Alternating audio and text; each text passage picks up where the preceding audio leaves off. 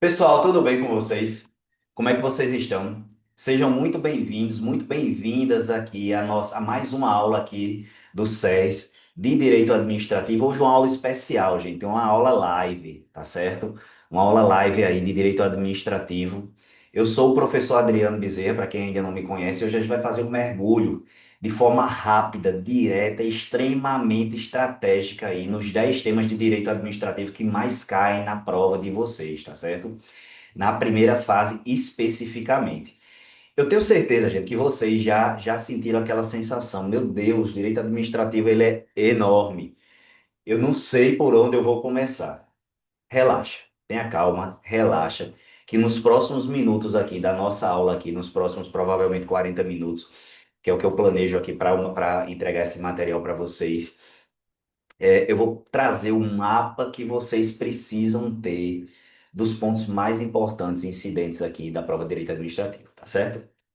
Então, vamos embora, vamos cair em campo, porque tem muito conteúdo para gente explorar, tá bom? Vou pedir licença para vocês aqui, para compartilhar com vocês aqui a tela, para ajudar na explanação aqui para vocês, que visualmente fica muito mais fácil para vocês acompanharem, tá bom? Então, eu já tratei aqui top 10 temas, nossa aula live, né? Peço desculpas aí que no ao vivo às vezes as coisas acontecem, acontece alguma coisa, então se nos próximos minutos acontecer alguma coisa no ao vivo aí, peço desculpa aí que a gente vai levando, tá certo? E eu gosto de tratar, gente, e coloquei aqui a primeira fase da OAB da banca FGV, tá certo? E eu gosto de dizer isso porque eu quis colocar esse recorte aqui, claro que vocês sabem já da FGV, né? Porque a cada examinadora, gente, cada examinadora, quem vive de concurso público, eu posso falar isso aí com propriedade, tanto como concurseiro, como também representante de empresas de concurso público, né? Quem vive disso aí sabe que cada examinadora, ela tem sua digital, ela tem seu jeito de perguntar, ela tem seus temas que são favoritos aí, tá certo? São mais favoritos dela. E a FGV, ao longo dos últimos exames aí, gente, ela tem trazido aí um padrão que vem se repetindo aí de forma clara e de muita, assim, a incidência é bem clara e bem fácil de visualizar. E quando você conhece esse padrão, é literalmente aí uma forma de você otimizar seu tempo de estudo. O tempo é curto para a gente revisar tudo em pouco tempo, em poucos meses, a gente revisar tudo que a gente viu durante uma graduação. Então você consegue ver esse padrão e você consegue entender o que você precisa saber, porque conhece a banca, conhece quem está perguntando, tá bom? Então, coloquei aqui para vocês também meu arroba, Adriano Bezerra. Quem puder me seguir, dá essa moral lá no Instagram. Me segue, gente. Mande mensagem, mande print, questão de prova, mande pergunta, dúvida aí sobre a nossa atuação profissional de vocês como advogados, que estarão já daqui a pouco, logo após a aprovação de vocês nesse 47º exame. Então mandem perguntas, conversem lá que eu gosto muito de interagir. É um local que eu visito bastante, viu? Confesso a vocês que eu visito bastante e trato bastante com meus alunos por lá também, através do nosso famoso direct, tá ok? Quem já é meu aluno já sabe, né? Eu gosto sempre de começar minhas aulas trazendo para vocês os objetivos que eu quero que vocês atinjam ao final dessa aula, tá certo? Então, meu objetivo dessa aula live para vocês. Primeiro, a gente vai revisar, né, esses 10 temas de direito administrativo que são mais cobrados pela FGV, tá bom? Vou trazer aqui, como segundo objetivo da aula também, eu vou trazer para vocês conceitos chaves, tá certo? Que direto ao ponto, sem enrolação, sem embromação, direto ao ponto. Vou trazer para vocês também, gente, fundamento legal, tá certo? Ou seja, os artigos que vocês precisam ter na ponta da língua de vocês e a jurisprudência também dominante do STF, do STJ também, vou trazer para vocês, que vocês vão aplicar nos temas, né? Aquelas que são mais aplicáveis a cada tema que eu vou trazer dos top 10 aqui e dos subtemas também dentro de cada um. Vou trazer também para vocês, junto com a dica da prova, né? Que é aquela pegadinha clássica ali que a FGV gosta de repetir. Então, eu trago essa pegadinha para vocês também, junto com a dica de prova, tá bom? E terceiro, gente, eu queria coloquei aqui sobre a metodologia, né? Essa seleção de temas que eu trago para vocês não é um achismo. não passa por achismo, tá bom? Ela é baseada em um levantamento histórico e sério de todas as provas anteriores e dos últimos exames aí que foram aplicados pela FGV. Então, justamente isso. Vocês estão vendo aqui baseado em levantamentos, tá certo?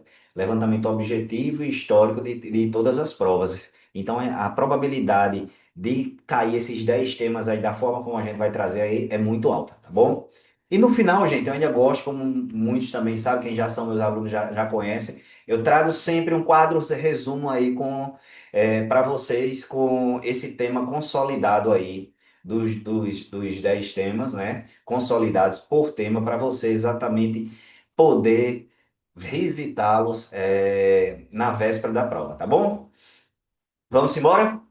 Começar aqui com os 10 temas para vocês. Aqui eu apresento para vocês os 10 temas de direito administrativo que a FGV gosta de tocar e gosta de tratar aí com vocês, tá certo? Em primeiro lugar, intervenção do Estado na propriedade, né? Em segundo lugar, improbidade administrativa, gente, nova lei de improbidade. Em terceiro lugar, responsabilidade civil do Estado. Quarto lugar, serviços públicos. Quinto lugar, organização administrativa. No sexto lugar, eu trago para vocês as licitações já na Lei 14.133 de 21. Esqueça a 8666, tá certo? Sétimo lugar, atos administrativos. Oitavo lugar, poderes administrativos. No nono, a gente tem os agentes públicos e servidores, tá certo? E no décimo, o processo administrativo, tá bom? Lá com a Lei 9.784 de 99. Guarda um dado importante aí, tá certo? Direito administrativo, ele representa, em média, 6 questões aí da sua prova, tá certo? E a sua prova aí é mais ou menos 6,25, a gente fez mais ou menos um cálculo aqui, da sua pontuação total de direito administrativo, tá bom? E esses temas que a gente trouxe aqui para vocês, agentes públicos e intervenção na propriedade, eles concentram a incidência de boa parte aí das questões, tá certo? Então preste atenção, cada tema que eu vou te apresentar, de um por um agora, e cada tema desse vale ouro, tá bom? Apesar da incidência que eu falei maior quando tratam de agentes públicos e da intervenção na propriedade, né, pelo Estado. Bora começar logo por ele, tá bom? Tema um: a intervenção do Estado aí na propriedade. É um tema historicamente campeão de incidência da FGV dentro do direito administrativo, então preste bastante atenção, tá bom? O conceito é bem simples, né? São mecanismos pelos quais o poder público ele vai restringir, condicionar, ou no caso ali mais extremo, vai retirar a propriedade privada, sempre em nome de quê, gente? Do interesse coletivo, tá certo? Então, sempre em nome do interesse coletivo. A propriedade, lembra aí, ela tem a função social. E se essa função e é essa função social aí que vai justificar a intervenção estatal. Se ela não estiver sendo atingida, o Estado vai poder intervir nela, tá bom? A doutrina, ela vai trabalhar aí com 5 modalidades que apenas restringem o uso da propriedade: a limitação administrativa, servidão administrativa, requisição, ocupação temporária e o tombamento, tá certo? E ao lado dessas 5 modalidades, que são as menos gravosas, né? Que são as restritivas, a gente tem a mais gravosa, né? Que é a desapropriação, que ela não vai restringir, gente, ela vai retirar a propriedade do particular, tá bom? Ela é a mais gravosa. Tá, ok? E ela retira mediante o quê? Mediante uma indenização prévia, justa e, em regra, em dinheiro. Tá bom? Guarde isso aí. O fundamento constitucional está lá no artigo 5º, incisos 22 e 24, do artigo 20, perdão, gente. Artigo 5º, incisos 22 a 24. E no artigo 182 também, parágrafo 4º, que vai tratar da desapropriação sanção urbanística, né? E também está lá fundamentado no artigo 184 sobre a reforma agrária, tá bom? Na legislação infraconstitucional, eu quero que você guarde essas 3 normas que eu trouxe aqui. O Decreto-Lei 3.365 de 41, a Lei 4.132 de 62 e a Lei 8.629 de 93, tá bom? E aqui, gente, vai uma pegadinha clássica da FGV, gente. Não confundam, gente, não confundam limitação administrativa com servidão administrativa, tá bom? A limitação, ela é geral, gratuita e impõe ali uma obrigação de não fazer. Na limitação geral, gratuita e vai trazer ali para o administrado uma obrigação de não fazer. Já a servidão, ela é específica. Ela pode gerar uma indenização e impõe uma obrigação de suportar, tá bom? Anote isso aí, que é show, é ouro para a prova de vocês, tá bom? Continuando aqui, vamos tratar agora sobre as jurisprudências que são aplicadas mais aí a esse tema da intervenção na propriedade, né? Sobre a desapropriação indireta, nós temos aqui a desapropriação indireta, né, que é aquela situação em que o Estado ele vai tomar posse do bem sem seguir aquele procedimento formal de desapropriação, tá bom? Meus alunos aí de primeira e segunda fase sabem que eu gosto de pisar bastante nesse tema aí para que a gente saia com ele bem, bem mastigadinho, né? A jurisprudência mais atual aí ela aplica, por analogia, o prazo de 10 anos do artigo 1238, parágrafo único do Código Civil, tá bom? Que ele trata lá do uso capião extraordinário pela chamada posse-trabalho, tá bom? Esse entendimento, ele superou o entendimento mais antigo, que era da súmula 900, da súmula 119 do STJ, que falava em prazo de 20 anos. Fica esperto nisso, se liga nisso aí. Se a questão trouxer prazo de 20 anos como regra, desconfia, tá certo? Já desconfia. Sobre os juros compensatórios, gente. Sobre os juros compensatórios da desapropriação. Hoje eles estão fixados em 6% ao ano, conforme uma medida provisória 1577 de 97 e a jurisprudência também do Supremo, tá bom? Isso aí superou uma antiga taxa de 12%, que era da súmula 618 do STF, que ainda vai aparecer em prova para vocês, mas na forma de pegadinha, né? Então, vocês prestem atenção, cuidado aí com essa taxa de 12% da súmula 618, que foi superada pela MP 1577/97, tá bom? Sobre tombamento, gente, por si só, ele não gera indenização, tá certo? Só haverá indenização se for comprovado aí o esvaziamento do conteúdo econômico do bem, ou seja, se o tombamento inviabilizar totalmente o uso econômico da propriedade daquele bem, tá certo? E sempre que a FGV testar desapropriação, ela vai tentar fazer vocês confundirem com uma modalidade que apenas restringe o uso, tá certo? Fique atento à palavra-chave. Desapropriação não restringe. Desapropriação, ela retira a propriedade, tá ok? Então, deixa-se de ter aquela propriedade. Não é uma modalidade restritiva, não é uma daquelas 5 modalidades restritivas que a gente trouxe, tá bom? Agora, gente, a gente passa para o nosso tema 2 aqui de improbidade administrativa, né? E esse tema, ele sofreu uma reforma legislativa gigantesca agora em 2021. Eu digo agora porque é recente, para o direito é recente, né? 4, 5 anos aí. E é exatamente por conta disso, por conta dessa reforma de 21 que a FGV adora colocá-lo nas questões.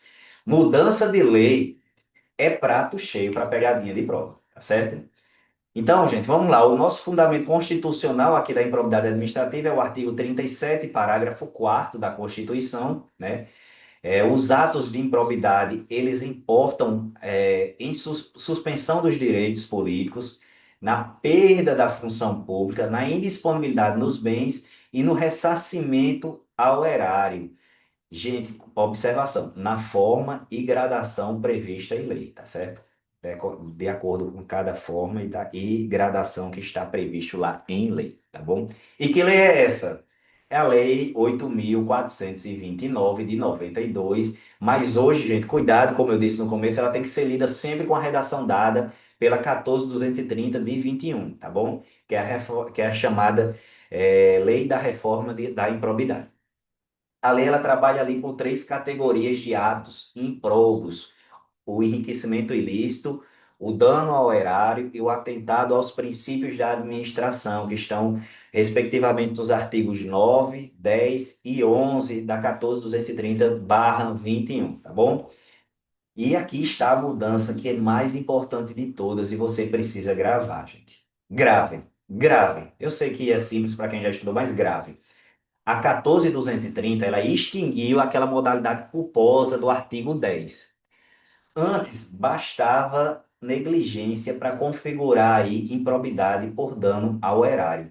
Hoje, não. Hoje se exige o dolo aí em todas as espécies de improbidade administrativa, sem exceção alguma, tá bom?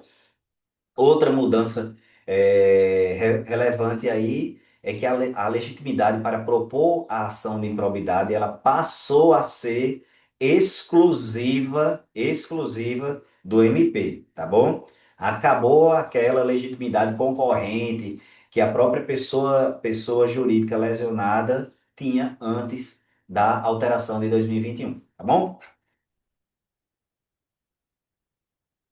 Sobre jurisprudência, gente, eu trago para vocês aqui o Supremo Tribunal Federal, lá no tema 1199 de repercussão geral, fixou aí que a Lei 14.230 ela não retroage para atingir os atos culposos que já tenham decisão transitada em julgado, tá bom? Ela não retroage para atos culposos com decisão transitada em julgado. Mas atenção, atenção!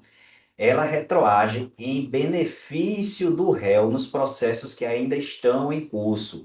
E a aplicação aí do princípio da lei mais benéfica que deve retroagir nesse caso, tá bom? Entendido? Beleza. Vamos passar para o STJ? O STJ ele também firmou um entendimento aqui, que depois da 14.230 passou a existir aí de forma expressa a prescrição intercorrente dentro da própria ação de improbidade. Vai lá no artigo 23, parágrafo 8º da 14.230, que trata da prescrição intercorrente dentro da própria ação de improbidade, tá bom? Temos também que o prazo prescricional geral ele foi unificado, graças a Deus, em 8 anos, né? Contados aí da ocorrência do fato, simplificando aqueles prazos antigos que variavam, né? De acordo com a modalidade da improbidade, né? Que havia antes da reforma, tá bom? E agora a dica mais importante desse tema que eu quero que você grave palavra por palavra. Se a questão, gente, descrever uma conduta meramente culposa, sem dolo, sem intenção, hoje, na prova de vocês, que vocês vão fazer agora em setembro, depois da Lei 14.230, essa conduta, ela não configura improbidade administrativa. Ponto final, não tem conversa não. Esse ponto aí é a pegadinha disparada aí, quando se fala de improbidade administrativa pela FGV, tá certo? Nosso tema 3, gente, responsabilidade civil do Estado, né? Um tema clássico aí que precisa ser dominado aí com muita precisão terminológica, tá certo? Por que eu digo isso? Porque a FGV ela brinca com as palavras objetiva e subjetiva na questão e é fácil demais cair, gente. Até para um olhar mais atento, é muito fácil cair nessas pegadinhas que a FGV faz com objetiva e subjetiva, tá bom?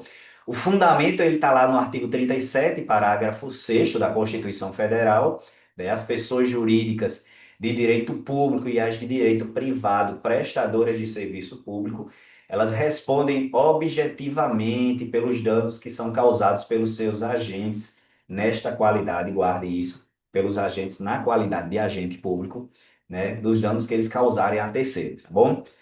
Grava essa palavra, gente. Objetiva. Por que objetivo? Né?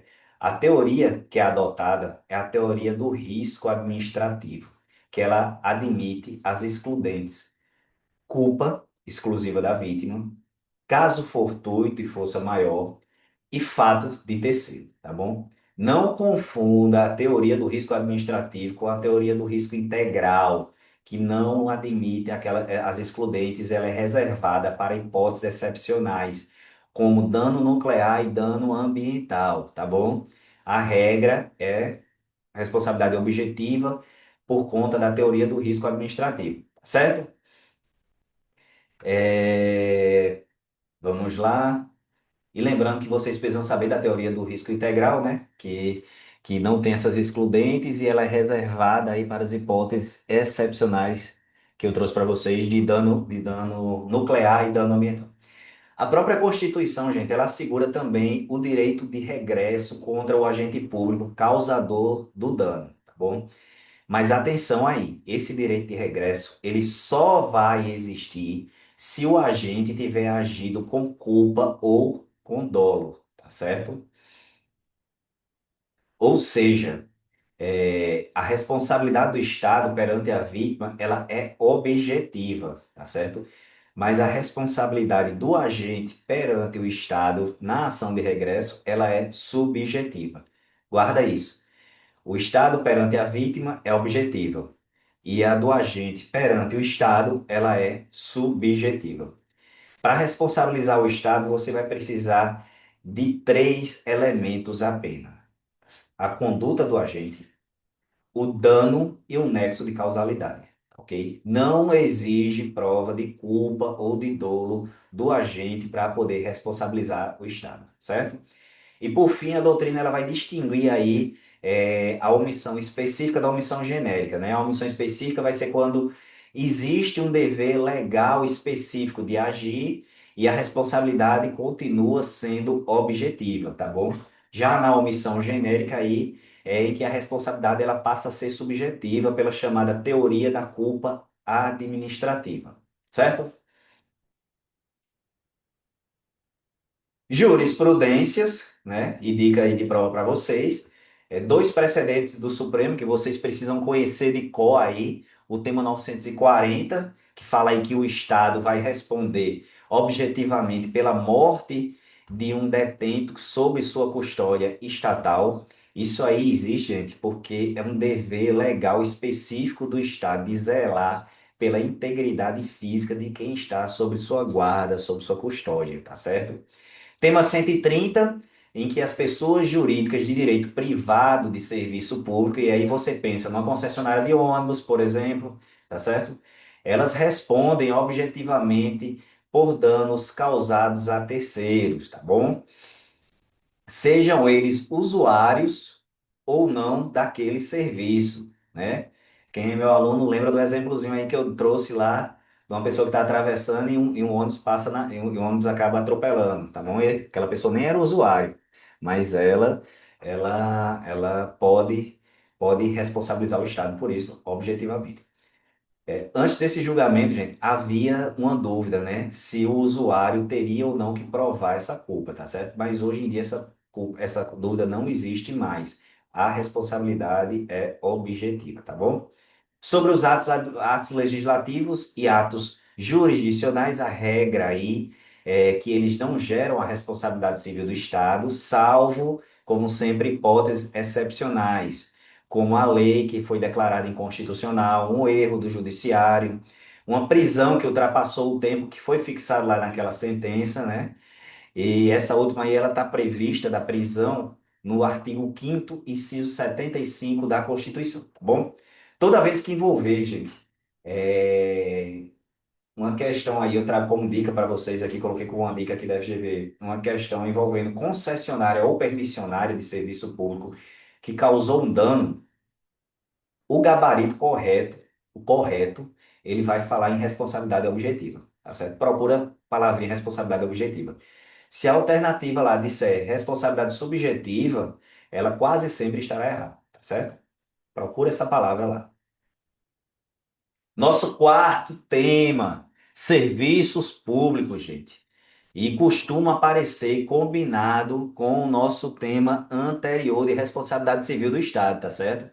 Serviços públicos. Então, presta atenção aí que ele vem combinado aí. Seu fundamento no artigo 175 da Constituição Federal, a titularidade desse serviço público é sempre, sempre, sempre, gente, do poder público. Isso nunca vai se transferir, tá certo? O que pode ser transferido aí é a execução, que ela pode ser direta pela própria administração ou indireta por meio de quê? de concessão ou permissão, sempre precedido de licitação, tá bom? A legislação básica aqui que a gente tem é a Lei 8.987 de 95, que vai tratar aí das concessões e permissões, né? Também a Lei 11.079 de 2004, aí, que criou as PPPs, né? Nossas parcerias público-privadas, e daquelas modalidades, lembrando, modalidade patrocinada e modalidade administrativa. Não esqueçam disso também na nossa aula, a gente machuca bastante em cima desse tema. Os princípios que regem o serviço público, tratamos todos também, né? Continuidade, onde o serviço público ele não pode parar, generalidade também, chamada de uti universi, tá ok? Que deve atender à coletividade, modicidade das tarifas, o princípio da mutabilidade ou da atualidade também, que vai exigir que o serviço público ele acompanhe aquela evolução técnica e tecnológica, cortesia e também transparência, tá bom? Gente, não confundam concessão com permissão, tá bom? Concessão exige uma lei que autoriza, exige um contrato administrativo e licitação lá na modalidade concorrência, certo? Já a permissão, ela é formalizada por um contrato de adesão. Tem uma natureza ali bem mais precária e ela pode ser revogada a qualquer tempo pelo poder concedente, tá bom? Não confundam concessão com permissão. E por fim, gente, ao término do contrato, eu queria lembrar isso aqui para vocês, os bens vinculados ao serviço, eles revertem ao poder concedente, tá bom? Mediante ali uma indenização das parcelas e que ainda não foram amortizadas aí pelo concessionário, certo? Jurisprudências e dicas de prova para vocês. Aquele mesmo tema 130 que a gente viu no tema anterior, né? É, também se aplica aqui, reforçando o quê? A responsabilidade objetiva do prestador de serviço público. Perdão, gente. Inclusive perante daqueles que não são usuários, tá bom? Sobre a interrupção do serviço por inadimplemento do usuário, e aí você vai pensar em quê? Como pode ser essa interrupção? Corte de água, corte de energia por falta de pagamento, tá bom? O STJ, ele admite sim um corte, tá bom?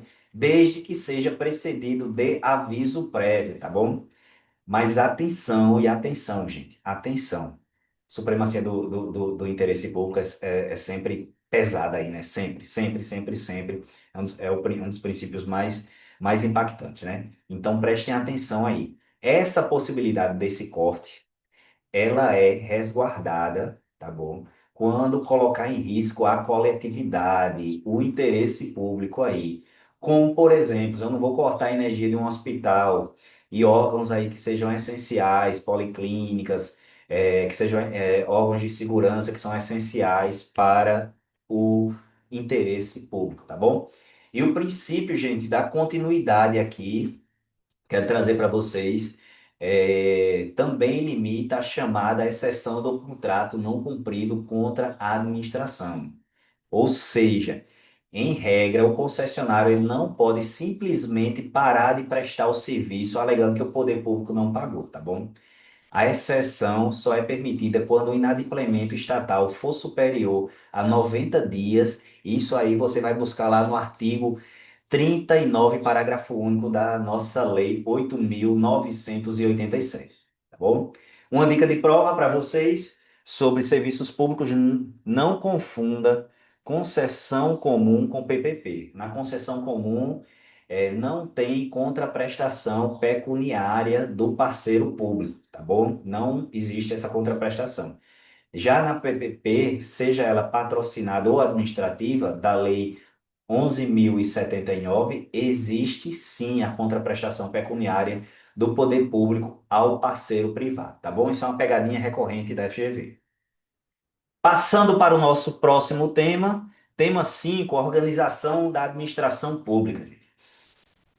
Aqui o segredo é entender bem a estrutura, porque a FGV ela gosta de testar vocês nesses detalhes aí de criação de cada entidade, tá bom? Então bora lá.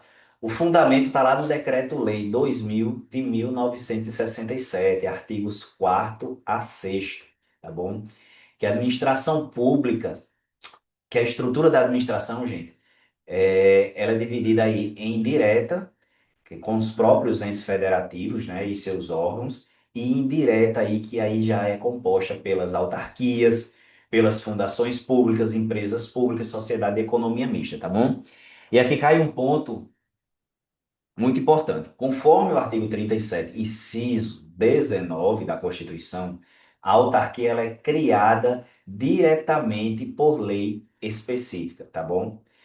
E a lei, por si só, ela já vai criar autarquia, tá bom? Já as demais entidades da administração indireta, elas nascem de forma diferente. A lei apenas vai autorizar a instituição, tá bom? A personalidade jurídica das demais entidades, ela só vai nascer aí de fato mesmo com o registro do ato constitutivo da entidade, tá bom? Outro par de conceitos interessantes aí que eu quero trazer para vocês. Descentralização e desconcentração, tá bom? Na descentralização é a transferência da competência para outra pessoa jurídica. Eu transfiro a competência que era minha para outra. A desconcentração é a simples distribuição interna aí de competências entre os órgãos da mesma pessoa jurídica, tá certo? Não sai de dentro da mesma pessoa jurídica. Sobre estatais, né? A empresa pública ela tem capital 100% público, empresa pública, lembre, capital 100% público e pode ser constituída sob qualquer forma societária permitida em lei. Já a sociedade de economia mista tem um capital misto, público e misto, mas a maioria das ações com direito a voto, elas pertencem ao poder público, tá bom? E ela é sempre constituída como sociedade anônima, tá bom? Diferençazinhas muito fáceis de vocês identificarem. Gente, e desde 2016, né, a Lei 13.303, que é conhecida aí como a Lei das Estatais, ela disciplina contratação, contratos e governança dessas empresas públicas e da sociedade de economia mista. Vale a pena passar uma leitura legal. Jurisprudências e dicas de prova, né? Na jurisprudência, o Supremo Tribunal Federal vai reconhecer aí, ele reconhece, na verdade, a imunidade tributária recíproca, que está prevista lá no 150 da Constituição, né? E que ela não é só para as autarquias e fundações públicas, mas também para as empresas públicas que prestam serviço público essencial em regime de exclusividade, tá bom? Sem finalidade concorrencial. O exemplo que mais cai aí, mais é cobrado aí em prova, é o caso dos Correios, da ECT, da Empresa de Correios e Telégrafos, que já é reconhecido aí pelo Supremo no recurso extraordinário 6.392, tá? 601.392, tá bom? E atenção, gente, também. As estatais que exploram a atividade econômica, né? Eu falei ali, finalidade concorrencial, né? As estatais que exploram a atividade econômica em sentido estrito, né? Concorrendo com a iniciativa privada, tá ok? Já fugindo aí do regime de exclusividade, elas não vão gozar dos privilégios fiscais, tá bom? Desses privilégios fiscais, tá bom? Isso aí está expresso lá no artigo 173, parágrafo 2º da Constituição, tá bom?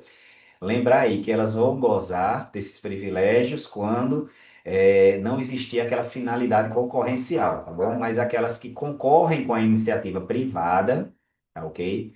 E concorrem ali dentro do mercado com a iniciativa privada, não gozam desse privilégio, artigo 173 da Constituição. Sob responsabilidade civil, certo?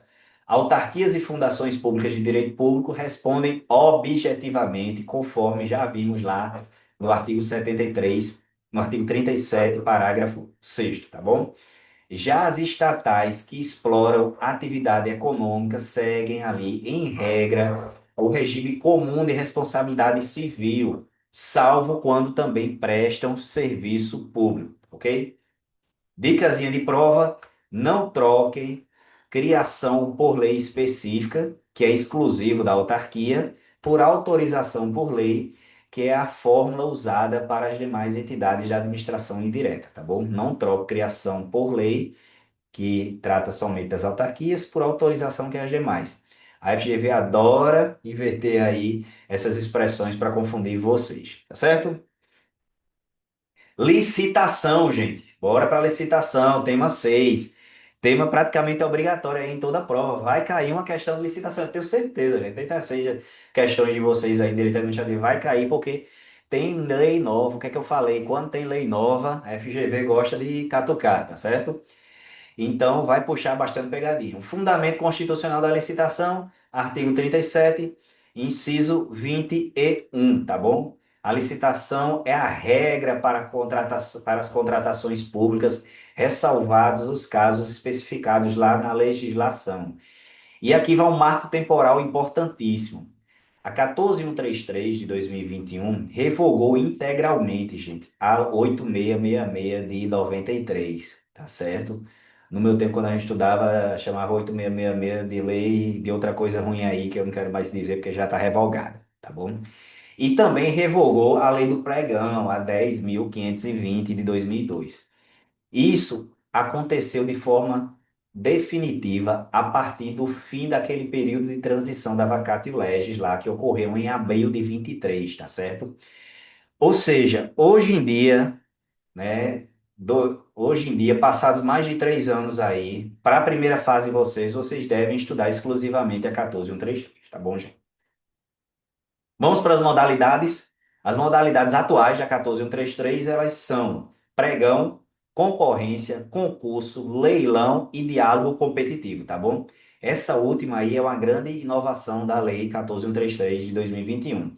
E acabaram duas modalidades antigas. Pode ser que apareça aí, mas é bom vocês saberem que era tomada da 8666, que era tomada de preços e convite, tá bom? Acabaram essas modalidades. Agora preste atenção aqui nessa distinção, porque ela é cobrada direto em prova quando se fala em licitação, gente. Dispensa de licitação e inexigibilidade, tá certo? A dispensa de licitação, ela está prevista lá no artigo 75 e ela exige quando há, ela vai existir aí quando tem uma viabilidade de competição, tá bom? Existe possibilidade de competição para contratação, para aquela contratação, compra, né? Mas a lei autoriza que a administração não licite e traz ali um rol taxativo do que ele pode não licitar, tá certo? Já na inexigibilidade, que está no artigo 74, ela vai decorrer de uma inviabilidade jurídica de competição, tá bom? Não tem como competir, gente. Não tem como competir. Então, ela é inexigível, tá bom? E ela traz também um rol exemplificativo, diferente da dispensa, né, que é taxativo rol, né? Aqui é o rol exemplificativo, com hipóteses aí como fornecedor exclusivo, notória especialização, contratação de serviços artísticos, acontece demais nos municípios. E sobre as fases do procedimento licitatório estão previstas lá no artigo 17, preparatória, divulgação, apresentação de propostas e lances, julgamento, habilitação, fase recursal e homologação, tá certo? Como regra, e repare aí que é como regra, porque o julgamento agora ele vem antes da habilitação, tá bom?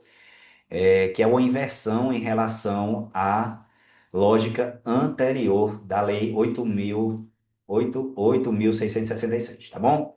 Jurisprudência, gente, licitação, o Tribunal de Contas da União e o STJ exigem aí para a inexigibilidade por notória especialização, que está prevista lá no 74, inciso terceiro, a demonstração cumulativa aí de dois requisitos, tá bom? Inexigibilidade por notória especialização, tem que ter dois requisitos. Singularidade do objeto contratado, tá bom? E a efetiva, notória especialização do profissional ou então da empresa que está sendo contratada. Os dois têm que estar presentes, não basta um só, tá certo? O Supremo também ele admite aí exigências de qualificação técnica e econômica financeira nos editais, tá certo?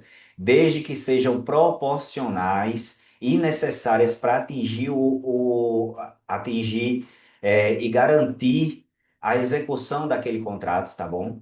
E ela veda aí o excesso que vai restringir indevidamente a competitividade do certame, tá bom? Existe licitação para isso, para ter competitividade, tá bom? Mas admite-se exigências aí específicas para determinados casos. Fica atento também, gente. Uma contratação direta que, feita aí de forma indevida, ela pode configurar ao mesmo tempo, isso a gente trouxe aqui eu trago sempre para as aulas de vocês, tanto de direito, tanto da primeira fase como da segunda fase, ela pode caracterizar uma contratação indireta tanto o ato de improbidade administrativa, conforme o que vai puxar lá o artigo 10, inciso 8 da Lei 8.920 8.429, né? E também pode configurar o que, gente? Crime licitatório, que está tipificado hoje em dia, agora com a reforma, no artigo 337-E do Código Penal, incluído aí justamente pela lei que revogou a 8666, que é a Lei 14.133 de 2021, tá bom? Dica de prova para vocês. Bora revisar aí os valores atualizados para dispensa, tá bom? Em razão do valor do artigo 75, incisos 1 e 2, porque esses valores eles são reajustados periodicamente por um decreto federal e a FGV gosta de testar vocês. Então já coloquei aqui para vocês até 130 mil para obras e serviços de engenharia e até 65 mil e os quebradinhos para as compras e demais serviços, tá bom? Bora para o nosso tema 7 atos administrativos. Essa aqui é uma base estrutural aqui de todo o direito administrativo, gente. Então, bora ver com calma. Eu sei que é uma live, né? E a ideia de live é que eu trago isso para vocês de forma mais dinâmica, mais rápida, mas eu quero tratar com calma esses conceitos. Vamos lá. O ato administrativo, ele é a manifestação unilateral da vontade da administração pública, tá bom? Ou de quem esteja fazendo as suas vezes de administração pública, tá bom? Ela é exercida sob o regime de direito público e produz efeitos jurídicos imediatos, tá bom? E está também sempre sujeito a controle do Poder Judiciário, tá bom? Então, ato administrativo, manifestação unilateral da vontade da administração pública, ou então de quem faça as suas vezes, né? É exercida sobre o regime de direito público, produz efeitos jurídicos imediatos e está sujeita ao controle judiciário, poder judiciário, tá bom? A doutrina majoritária trabalha com 5 elementos, ou também requisitos, né, dependendo da doutrina que vocês estiverem estudando, do ato administrativo, que é a competência, finalidade, forma, motivo e objetivo. E aqui está um detalhe que cai bastante, né? Esses dois primeiros, competência e finalidade, são sempre vinculados, tá bom? Não comportam discricionariedade. Já a forma, o motivo e o objeto, eles podem, dependendo do caso, comportar certa margem de discricionariedade. Os atributos do ato administrativo, eles são a presunção de legitimidade, a veracidade e a autoexecutoriedade, tá bom? E atenção aqui que nem todo ato possui autoexecutoriedade, tá certo? É, Também temos imperatividade, coercibilidade e tipicidade, tá bom? Quando o vício, gente, recai sobre um elemento vinculado, ele é nulo ou ilegalidade, tá certo? Já quando estamos no campo do mérito administrativo, do juízo de conveniência e oportunidade, a administração ela pode revogar o ato, tá certo? Então, quando é um elemento vinculado aí à lei, ele gera nulidade, tá bom? É ilegalidade. E quando o vício está no juízo de conveniência e oportunidade, no mérito aí, ele vai gerar a sua revogação. Por fim, gente, um dispositivo fundamental aqui para vocês, o artigo 54 da Lei 9.784 de 99, que estabelece aí o prazo decadencial de 5 anos para a administração anular atos administrativos que são favoráveis ao destinatário. Salvo, e preste atenção nesse salvo, se for comprovada a má-fé desse beneficiário, em hipótese esta que não tem prazo prescricional, decadencial, tá bom? Então, se tiver má-fé, não tem prazo. Lembra aí. E se não tiver, se for favorável e não tiver má-fé do destinatário aí, do beneficiário, 5 anos. Jurisprudências e uma dicasinha de prova aí para vocês. Na jurisprudência, decore aí, decore, gente, literalmente, isso que eu vou trazer para vocês. Súmula 473 do STF. Ela é cobrada quase ipsis literis em provas, tá certo? Ela diz que a administração ela pode anular seus próprios atos, perdão, quando estiverem eivados de vícios que os tornem ilegais, tá bom? Lembra do que a gente falou agora há pouco? Porque deles não se originam direitos. E, ou então ela pode revogar os atos, mas por motivo de conveniência e de oportunidade, respeitado os direitos adquiridos, né, e ressalvado em todo caso aí sempre a apreciação judicial. Tá bom? Sobre convalidação, a gente viu lá que ela é possível quando o vício recai sobre a competência, desde que não seja competência exclusiva, tá bom? Ou sobre a forma, desde que não essencial também. E também, gente, sempre que houver prejuízos a terceiros, tá certo? E ao interesse público, quando não houver prejuízos a terceiros e nem ao interesse público. Aí caberia a convalidação. Bora para os efeitos. Guarda a diferença desses dois efeitos aí da anulação e da revogação, né? A anulação, ela tem efeito ex tunc, efeito retroativo, como se o ato nunca tivesse existido, tá bom? Ele pega para trás tudo. Já a revogação tem efeito ex nunc aí, não retroativo. Ela vale somente dali para frente, ok? Daquele ato para frente.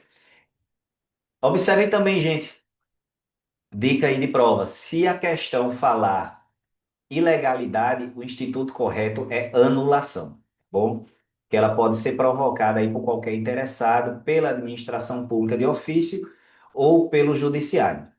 Mas se a questão falar em conveniência e oportunidade, aí o instituto já muda para revogação, que é exclusiva da administração e nunca pode ser feito pelo judiciário no exercício da função administrativa, tá bom? Então a revogação só pode ser feita pela administração.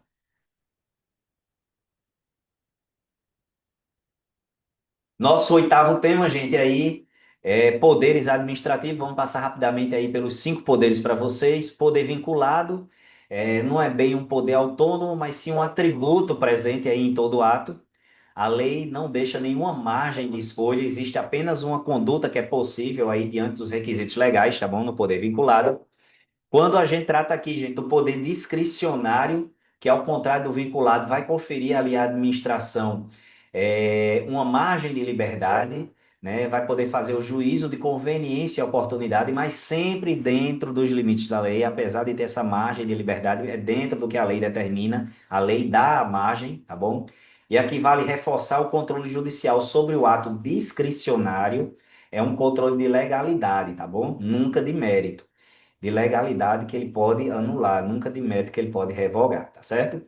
O poder hierárquico aí, que só quem pode revogar é a administração pública, não o judiciário, gente, tá bom? Que fique claro. O poder hierárquico, gente, admite aí, permite que a administração escalone, coordene, fiscalize, avoque, delegue e reveja aí os atos de seus subordinados, sempre dentro da mesma pessoa jurídica, lembra, dentro da mesma pessoa jurídica. O poder disciplinar permite aí apurar as infrações funcionais e aplicar sanções a servidores e também a outras pessoas que estejam sujeitas à disciplina interna da administração, como os contratados, por exemplo. E por fim, gente, dois poderes aí que às vezes confundem, e é bom que vocês tenham essa distinção. O poder regulamentar está previsto lá no artigo 84, inciso 4 da Constituição. Ele autoriza a edição de decretos e regulamentos para a fiel execução da lei, tá certo? Ele permite que sejam feitos decretos e regulamentos para que se dê cumprimento, se execute fielmente o que a lei já prevê. E o poder de polícia, que está lá onde? No artigo 78 do Código Tributário Nacional, gente, do CTN, que aí ele restringe direitos e liberdades e também o uso de bens em favor do interesse público. Pensa aí, segurança, saúde pública, ordem pública, costumes, tá certo? Gente, bora aqui passar agora para a nossa jurisprudência. O precedente mais importante que a gente traz aqui sobre os poderes administrativos é o tema 532 de repercussão geral, que é o famoso caso da CET de São Paulo, né?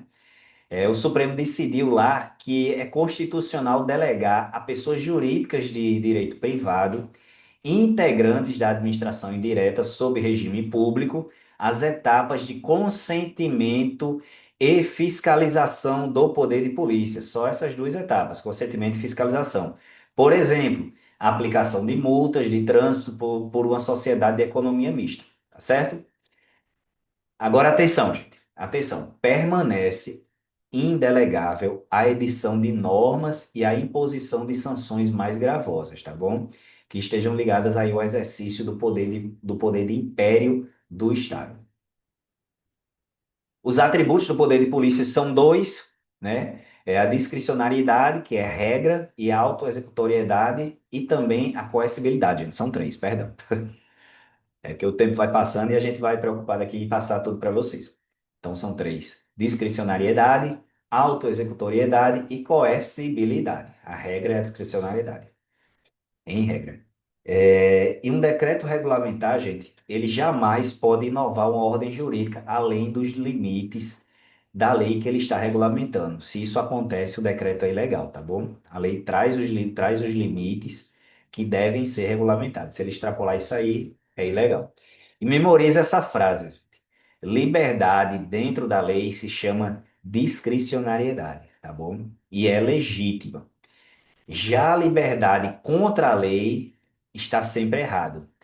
E qualquer alternativa que você encontrar na sua prova vai estar sempre errado. Liberdade contra a lei, tá bom? Bora aqui para a tese número 9, agentes públicos e servidores. Esse tema é extenso, então bora aí para os pontos que mais caem aí, né? Senão a gente não consegue vencer. A classificação geral de agentes públicos, né? Divide os agentes públicos aí em agentes políticos, né? Servidores estatais e particulares em colaboração com o poder público e militares, tá certo? A regra de investidura em cargo ou emprego público efetivo é o concurso público, conforme artigo 37, inciso 2 da Constituição Federal. Já os cargos em comissão, gente, que são diferentes, né, são de livre nomeação e exoneração, não exige concurso, porque eles se destinam aqui a funções de direção, funções de chefia, funções de assessoramento, tá bom? A estabilidade prevista lá no artigo 41 da Constituição, ela é adquirida após 3 anos do efetivo exercício, né? E esse prazo de 3 anos aí, eu quero que vocês lembrem que ele vale aí desde a emenda constitucional 19 de 1998, que alterou o prazo anterior, que era de 2 anos, tá bom? E ele depende também de outra coisa, de outra situação, da aprovação e avaliação especial de desempenho, tá bom? 41 da Constituição. Sobre a acumulação de cargos, gente, o artigo 37, inciso 16, vai estabelecer que é vedada, que é a regra que é vedado acumular cargos, e as exceções, elas são taxativas, tá bom? 2 cargos de professores, né? Um cargo de professor com um cargo de técnico ou científico, tá bom? E 2 cargos privativos de profissionais de saúde. Em qualquer uma dessas exceções, sempre exige a compatibilidade de horários, né? Óbvio, né? Não dá para você acumular quando conflitos horários você não vai poder exercer as duas funções. E para fechar, a Lei 8.112 de 99, que traz o regime disciplinar dos servidores federais, com as penalidades, com as penalidades que nelas são previstas aí, tá certo? Advertência, suspensão, demissão, cassação da aposentadoria e destituição de cargo ou de função comissionada, tá certo? Tudo conforme o artigo 127 da Lei 8.112. Trago para vocês também jurisprudências e dicas de prova aqui sobre agentes públicos, tá bom? Na jurisprudência, 2 súmulas vinculantes são essenciais aqui para esse tema que a gente trata. A súmula vinculante 43 do Supremo, que veda aí qualquer modalidade de provimento que permita ao servidor se investir sem a prévia aprovação em concurso público, tá bom? É, Isso aí vai vedar, gente, institutos antigos que existiam como ascensão, transposição e transferência, né? Que eram formas de você pular de um cargo aí para outro sem concurso, tá bom? A súmula vinculante 113 também, que veda o nepotismo em todos os poderes e todas as esferas da federação.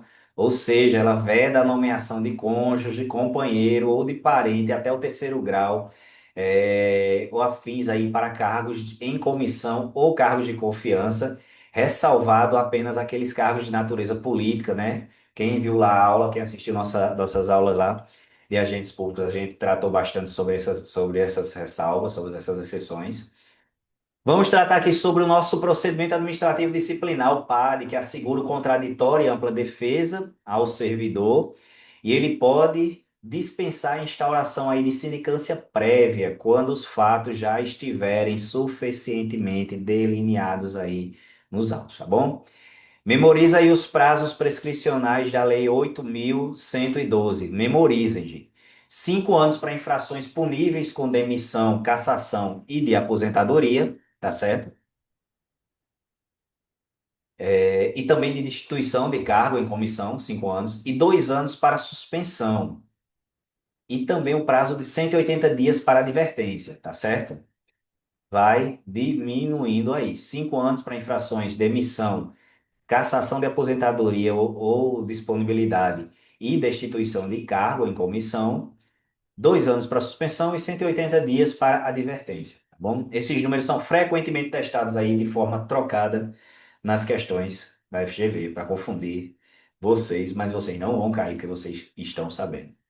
Chega ao nosso décimo e último tema, gente, que é processo administrativo.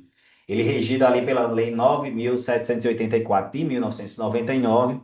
Essa lei aí ela vai regular o processo administrativo no âmbito da administração pública federal, mas ela tem aplicação subsidiária também nos estados e municípios que não tenham legislação própria sobre o tema, e isso já foi cobrado bastante em prova, tá bom? Ele aplica-se também aos estados e municípios que não têm legislação própria. E eu digo para você, a maioria dos que tem é um copia-cola da lei federal, tá certo? Então, bora lá. O artigo 2º, ele traz os princípios que são expressos, que regem o processo administrativo, legalidade, finalidade, motivação, razoabilidade, proporcionalidade, moralidade, contraditório, ampla defesa, segurança jurídica, interesse público e eficiência, tá bom? Vale a pena, gente, inclusive aí criar um quadro, criar um mnemônicozinho aí para vocês memorizarem essa lista, tá bom? Pega aí, porque é extensa. Processo administrativo, gente, as fases são três: instauração, instrução e decisão. Conforme lá o artigo 49, a administração ela tem em regra aí até 30 dias para decidir depois de concluída a instrução, prazo esse que pode ser prorrogável por igual período mediante justificativa impressa, tudo tem que justificar. O artigo 3º ele garante aí ao administrado alguns direitos importantes, de ser tratado com respeito, claro, sempre, ter ciência da tramitação do processo, ele não pode tramitar um processo aí sem a sua ciência, formular alegações e apresentar documentos antes da decisão, ser assistido por Vossas Excelências, um advogado aí, durante o processo administrativo, né? Porém, que isso aí é uma assistência facultativa, tá certo? Somente se a lei exigir isso aí, porque também ele pode ser, o administrado ele também pode ser fazer a própria defesa, tá certo? Sobre recurso administrativo, previsto lá agora no artigo 56, a regra é a existência de três instâncias administrativas, salvo disposição legal ao contrário, né? E o prazo para interpor recurso ele é de 10 dias e a administração ela tem 30 dias para decidi-los, salvo previsão legal também diferente sobre esses prazos. Tá bom? Artigo 56 e seguintes. Gente, vamos lá aqui, fechando com a jurisprudência. Decorem, gente. Decore. Súmula vinculante 3 do Supremo. É facinho.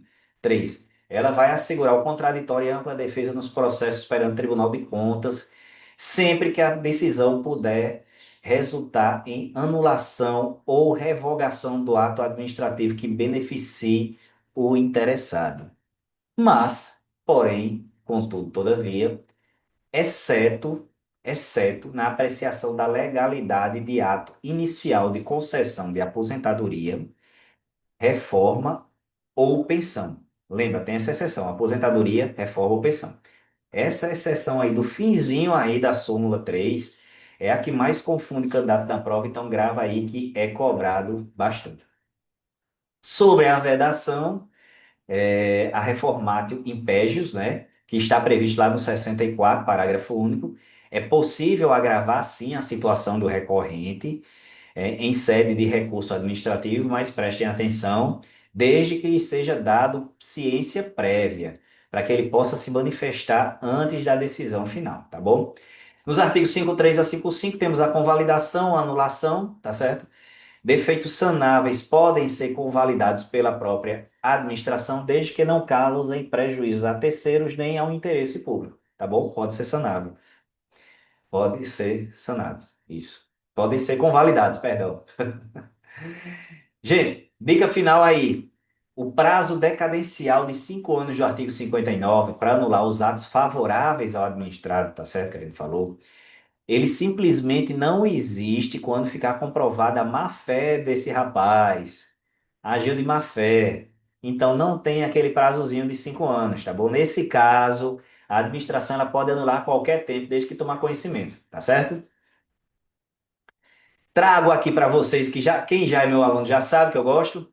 Meu quadrozinho resumo aí, conteúdo aí alinhado aí com o edital nosso, né? Então chegamos ao nosso final aqui, fechar aqui um quadro, de um lado eu coloco cada um dos temas que a gente estudou e do outro lado eu trago os fundamentos legais, chaves aí de cada um deles, tá bom? Presta atenção, gente. Grava, dá o print aí. Hora de dar o print, tirar uma foto da tela, tá certo? Gravem aí, porque é muito bom de vocês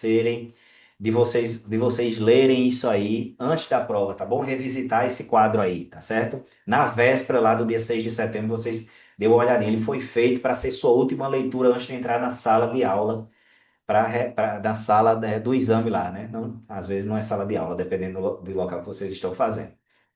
Gente, finalizando aqui, eu quero que vocês contem com o SES até a sua aprovação, gente. Mensagem importante para vocês. Para a primeira e para a segunda fase, vocês contem com o nosso time de professores do SES.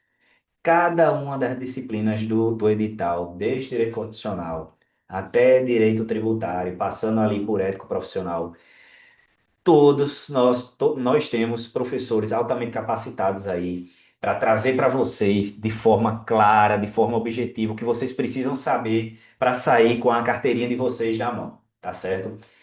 Então prestem atenção aí.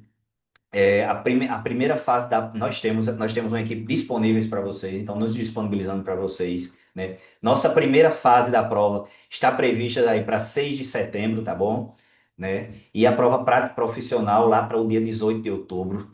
O SES, ele caminha com você em cada uma dessas etapas até a aprovação de vocês. É uma satisfação, é um prazer andar com vocês, tá bom?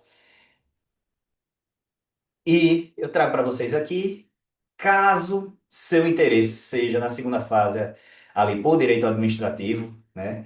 É, eu estou aqui tanto na primeira como na segunda fase, tá bom? E também nas questões, nas peças da segunda fase e nas questões discursivas. Contem comigo, gente. Contem comigo. Todo o conteúdo que eu preparei para vocês aqui da plataforma do SES, ele está rigorosamente alinhado com o edital do 47º Exame da Ordem Unificado. E nas minhas aulas eu trago para vocês de forma bem esmiuçada, bem detalhada e bem efetiva para entendimento de vocês, tá bom? Pedido aí, me segue lá no Instagram, gente. Já pedi para vocês, então vou pedir de novo. Segue lá, @Adriano Bezerra. Manda suas dúvidas aí. Questão que vocês precisarem aí, tudo que vocês precisarem, gente, da atuação de vocês, mandem. Eu gosto de conversar, gosto de trocar ideias com vocês, na atuação profissional de vocês, antes ou depois da sua aprovação. Quero conversar com vocês, quero trocar ideias, quero tirar dúvidas de vocês, tá bom? Então, gente, um enorme abraço aí para todo mundo. É, até nossa próxima aula aí, que vai ser, nossa próxima live aí, que vai ser a de resolução de questões, tá bom? Um grande abraço aí para todos e até a próxima.